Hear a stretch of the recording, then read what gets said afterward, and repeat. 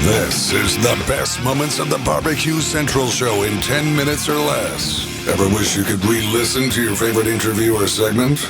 Do you enjoy hearing older shows for the first time in years? Then the best moments of the Barbecue Central show in 10 minutes or less is just what you need. Thanks for listening and enjoy the show. And what's going on in today's show? Sam the Cooking Guy, a recurring guest, and I try to avoid stacking recurring guests in the same week, and I did it on purpose. So here's a little bit of Greg and Sam just talking cooking from June 26th, 2012. My first guest tonight making a second appearance on the show. He hosts one of the live video cooking shows on the internet. It's called the Sam Livecast every Monday, Wednesday, and Thursday, 9 p.m. Eastern. Let's go ahead and race over the hotline and grab Sam Zion from the Sam Livecast. Sam, how are you, buddy? What about your favorite sandwich from Cabo? Oh, we sat down at a hotel in Cabo on Sunday called the Hacienda. It's a beautiful hotel. I think they have like a timeshare component, which often means sort of crappy. In this case, it was very, very nice. It's at one end of the beach on Cabo. It's just beautiful. And I had this chorizo sausage sandwich, and I imagined that the sandwich would come out with chorizo like in a hot dog shape because it's said sausage, and it wasn't. If you just take Mexican chorizo and put it in a pan with nothing else, no butter, no oil, because it has enough fat in it, right? And brown it, and it starts off pretty red. It's a little difficult to tell when it's done, because it doesn't go from like red to gray like ground beef does. It just goes from like red to slightly darker red. But you take that and you put it in the bottom of a lightly toasted, torta roll, if you could get a Mexican one, or a ciabatta roll, something with a good grain to it, nice chewy kind of roll. So you've got this cooked chorizo on the bottom, then you sprinkle shredded Monterey Jack cheese over top, and throw that under the broiler. Oh. So it melts the cheese, and at the same time it starts to toast the top that you've not put on yet. Mm-hmm.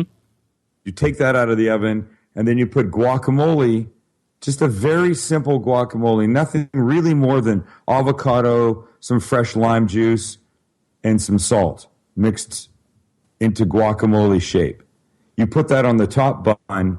The top bun with the guacamole goes on top of the melted cheese and the chorizo. Oh. Squish down, slice in half, and eat. And I'm telling you, if you go to the samlivecast.com page, look at the picture of the sandwich. You will run out and buy chorizo right now. It looks so amazing. And it tastes, honestly, better than it looks, Greg. And I'm thinking 1, 2, 3, 4, like 5 or 6 ingredients. Is chorizo an item that you would find that the majority of the consuming public isn't really aware of, or is that like a regional thing? Because that's not like one of the first things that like comes to my mind for stuff that I would want to eat tonight for dinner. Okay, so number one, it should be. Number two, definitely in this part of the country, where from downtown San Diego, you're literally no more than 20 minutes, depending on the traffic, from the Mexican border. So we have great Mexican food here. Correct. Chorizo is, and when I say chorizo, just know that I'm talking about Mexican chorizo as opposed to Spanish chorizo. Spanish chorizo comes out like salami, or it's like a cured sausage. Mexican chorizo comes out, it's it's ground pork, but it's flavored with spices, and it's so darn good you can't believe it. So if you're not familiar with it, I would say become familiar with it. It's a staple in my house. I'll buy it even if I have no plan to cook it, knowing that it keeps a while and that it's going to get used in eggs, on a pizza, now in a sandwich. I make a chorizo cream that I put on top of enchiladas that it'd blow your mind. It's just so good. And chorizo cream whipping cream and chorizo. That's it. 2 ingredients. And you cook it, and we'll talk about that another time. But yeah, I think people should know about that. You know, you'd mentioned that chorizo is like a staple in the house. And one of the other things that I've kind of noticed as I've, kind of gone back through the archives of the show and kind of learned a little bit about you is the fact that, if given your druthers and you were given a task to cook something, there's probably a pretty good chance you might put some kind of an Asian spin on it. Is that is that a taste that you have just kind of come to love and you always want to somehow incorporate it into something, or were you like a big Oriental food eater when you were growing up? Where does that come from? Well, I'm from Vancouver, Canada originally, and Vancouver has, arguably the first or second largest Chinese population outside of China. I mean, like New York, San Francisco, Vancouver. I'm not sure how they spread out. Condé Nast Traveler magazine a year and a half ago said that Vancouver had the best Chinese food in the world. Not North America, not anywhere outside of China, in the world. And it's unbelievable. So I grew up with a lot of Chinese food.